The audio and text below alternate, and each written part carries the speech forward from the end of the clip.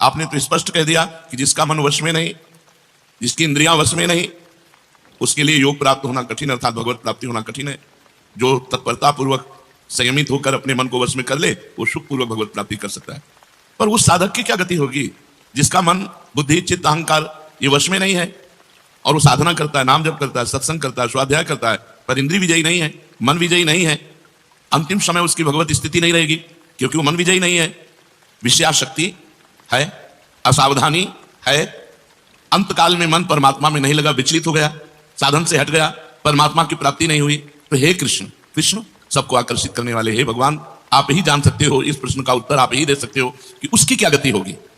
तात्पर्य है कि वो नरक तो जाएगा नहीं, क्योंकि नाम जप करता है, थोड़ा भी नाम जप करता है तो नरक नहीं जाएगा, थोड़ी भी भक्ति करता है तो नरक नहीं जाएगा। अजामिल के प्रसंग में यमराज जी ने अपने दूतों को आदेश किया था कि यदि कोई भी नारायण कृष्ण हरि बोलता है, गले में कंठी बांधे, वैष्णव है, भगवान का दास है, भूल करके मत जाना, तो नरक तो जाएगा नहीं, क्योंकि साधन करता है, नाम जप करता है, पाठ करता है, पर जितेंद्रीय नहीं, मनोनिग्रही नहीं, इसलिए भगवत प्राप्ति तो होगी नहीं, ये भगवान कह रहे हैं। पर नरक तो जाएगा नहीं, क्योंकि नाम जप करता है, और स्वर्ग की इच्छा नहीं, इसलिए स्वर्ग नहीं जाएगा, और मोक्ष इसलिए नहीं हुआ कि वो मन इंद्रियों को बस में नहीं किया। तो उसकी गति क्या होगी? काम गतिम कृष्ण गच्छति, वो किस गति को प्राप्त होगा?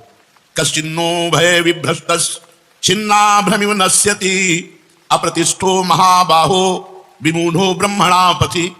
हे महाबाहु, हे अजान बाहु, संसार के आश्रय से तो रहित है और परमात्मा के मार्ग में भ्रष्ट हो गया है, परमात्मा को प्राप्त नहीं कर पाया और संसार के मार्ग को छोड़ दिया है, दोनों ओर से भ्रष्ट हुआ, उसकी क्या गति होगी?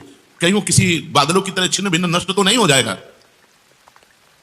दोनों ओर से भ्रष्ट हुआ, अर्थात संसार मिला नहीं, परमार्थ में भगवान मिले नहीं, तो उसका समय जो परमार्थ में गया, जो भजन साधन में गया, वो सब बेकार हो गया, क्योंकि आपकी तो प्राप्ति हुई नहीं। एतन्मे संशयम कृष्ण छेतुर्मर्हस्य शेषतः त्वदन्या संशयस्यास्य छेता नाहुपपद्यते। हे कृष्ण, मेरे इस संदेह को सर्वथा छेदन करने के लिए आप ही समर्थ हैं, क्योंकि किसकी क्या गति होगी इसका निर्णय तो सिर्फ भगवान कर सकते हैं। इस संशय का छेदन करने के लिए आपके सिवाय इस सृष्टि में दूसरा कोई नहीं हो सकता, इसलिए आप का गति कृष्ण, उसकी क्या गति होगी? भगवान बोल रहे हैं, बहुत पार्थ नैवेह नामुत्र विनाशस्तस्य विद्यते नहीं कल्याण कृत कश्चित् दुर्गतिम तात गच्छति। पहली बात है कि उसकी दुर्गति नहीं होगी, ये तो बस पक्की मान लो, वो नरक नहीं जाएगा, वो स्वर्ग नहीं जाएगा, मोक्ष नहीं होगा, लेकिन उनकी दुर्गति भी नहीं होगी। ऐसा नहीं है कि वो दुर्गति को प्राप्त हो जाए। जिसको अंत काल में भगवान का स्मरण नहीं होता, उसका कहीं पतन तो नहीं हो जाता? अर्जुन का पूछना था। इस बात को लेकर के बहुत व्याकुलता थी कि बेचारा साधन कर रहा है, इंद्रियां बस में नहीं, मन में बस में नहीं, तो अंत समय भगवान का स्मरण नहीं होगा तो उसकी दुर्गति हो जाएगी। तो भगवान कह रहे पार्थ नैवेह नामुत्र विनाशस्तस्य विद्यते। हे पृथानंदन, सच्चे हृदय से जुड़ा था, भगवान जुड़ना देखते, राहत न प्रभु चित चूक किए की करत सुरत सहबार ही की। भगवान उसकी क्रियाओं को नहीं देखते, उसके चित्त को देखा, हृदय की बात देखी। वो भगवान से जुड़ना चाहता है, वो भगवान को प्यार करना चाहता है, वो भगवान से मिलना चाहता है, पर इंद्रियां वश में ना होने के कारण, मन वश में ना होने के कारण बार बार वो विषयों में फिसल जाता है, बार बार भोगों में पतित हो जाता है। तो भगवान उसका पतित होना नहीं देखते, भगवान उसका चित्त से जुड़ना देखते हैं। राहत न प्रभु चित्त चूक किए की करत सुरत सहबार ही की, हृदय की बात देखते। सच्चे हृदय से भगवान में जुड़ना चाहता था। अब उसका पतन नहीं हो सकता, मरने के बाद भी पतन नहीं हो सकता। जितनी उसकी स्थिति भजन में बन गई है, उसके नीचे वो गिर ही नहीं सकता। बहुत बढ़िया बात है। हमारा अगर 100 नाम जप हो गया है तो 101 से चलेगा, अगले जन्म में 99 से नहीं चलेगा। जिसकी जितनी भजन में स्थिति हो गई है, उससे वो नीचे वो नहीं गिर सकता। देखो, पहली बात तो दुर्गति हो नहीं सकती, नरक जाना नहीं है, स्वर्ग जाना नहीं है, दुर्गति होनी नहीं है। आगे भगवान बताएंगे उसकी गति क्या होगी।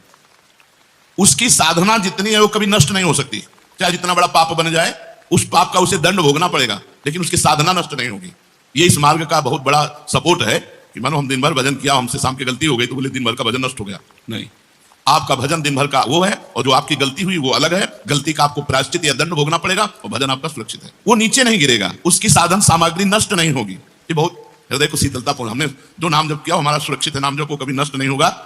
उसका पारमार्थिक उद्देश्य भी नहीं बदलेगा। उसने उद्देश्य बनाया भगवत प्राप्ति, वो उद्देश्य भी उसका नहीं बदलेगा। हाँ, कितने जन्म लगेंगे ये उसका प्रयास होगा, प्रयत्न होगा। वो जन्मता मरता रह सकता है, ना भजन उसका नष्ट होगा, कम होगा, ना उद्देश्य उसका बदलेगा। वो लगेगा भजन, भक्ति बीज पलटे नहीं जो जुग जाए अनंत, ऊंच नीच कुल उपजय होए संत को संत।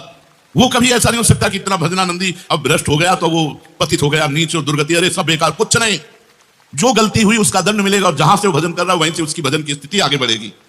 जैसे उदाहरण में राजर्षि भरत का उदाहरण दिया था कि हिरन पे वृत्ति गई तो हिरन बने, लेकिन गंडकी नदी में खड़े होकर हिरन बन करके भी इतना भजन किया कि अगला जन्म जड़ भरत जी के रूप में ब्रह्मबोध संपन्न महापुरुष के रूप में हुआ। तो भगवान कहते हैं न ही कल्याण कृत कश्चित दुर्गतिम तात गच्छति। अर्जुन, हे तात, बहुत प्यार भरा संबंध है, उसकी दुर्गति नहीं हो सकती। जो मेरा थोड़ा भी भजन किया है उसकी दुर्गति नहीं हो सकती। साधक के लिए बहुत ही पॉइंट के आश्वासन की बात कह रहे हैं कि थोड़ा भी भजन किया तो उसकी दुर्गति नहीं हो सकती, और अगले जन्म में परमात्मा प्राप्ति की लालसा इतनी प्रबल होगी कि वो इंद्रियों मन को वश में कर लेगा।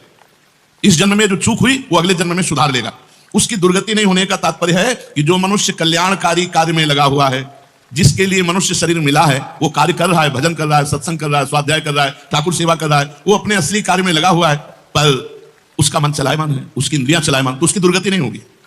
कारण कि उसका ध्येय चिन्मय तत्व तो भगवान में है, इसलिए उसका पतन नहीं हो सकता। मैं उसकी रक्षा करता हूं, तो उसकी दुर्गति कैसे हो सकती है? क्योंकि उसने थोड़ा भी सही मेरा भजन किया है।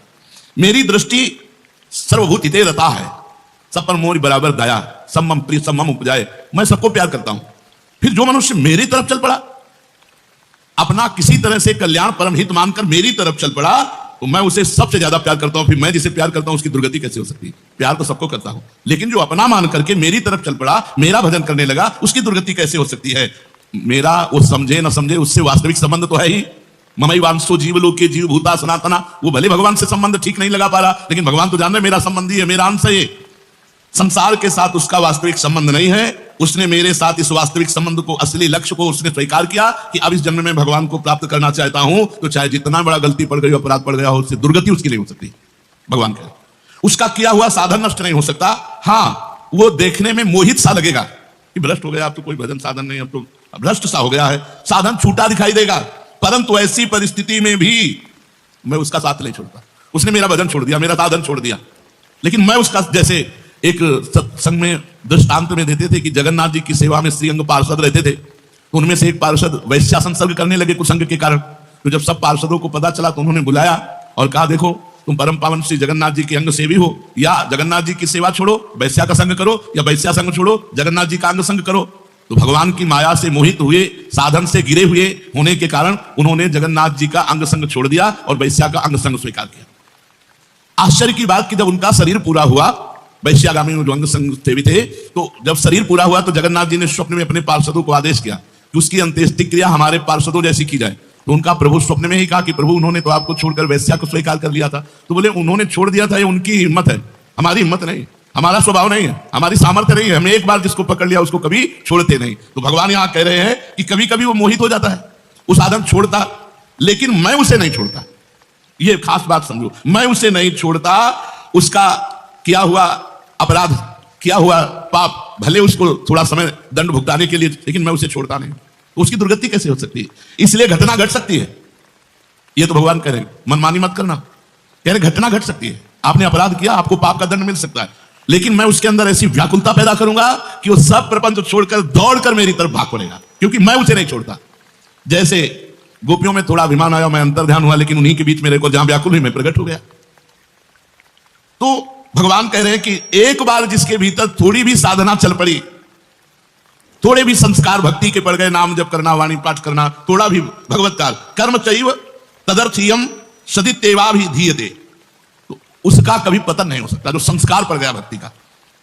क्योंकि सत वस्तु का कभी अभाव नहीं होता, तो फिर प्रभु गति क्या होती है उसकी? तो भगवान कह रहे प्राप्य पुण्य कृताम लोका नुषित्वा शाश्वती समा शुचीनाम श्रीमताम गेहे योग भ्रष्टो भी जायते। प्राप्य पुण्य कृताम लोकान, उसने गंगा स्नान किया है, उसने नाम जप किया है, उसने वाणी पाठ किया है, उसने ठाकुर सेवा की, तो कोई साधारण है? बहुत बड़ा धनी है। भले लोक भ्रष्ट हो गया है, भले इंद्रियां उसके कब्जे में नहीं, भले मन उसके कब्जे में नहीं, लेकिन साधारण जीव नहीं है। वो भगवान का जन है, उसने नाम जप किया है, वाणी पाठ किया है, ठाकुर सेवा की, धामवास किया, तीर्थ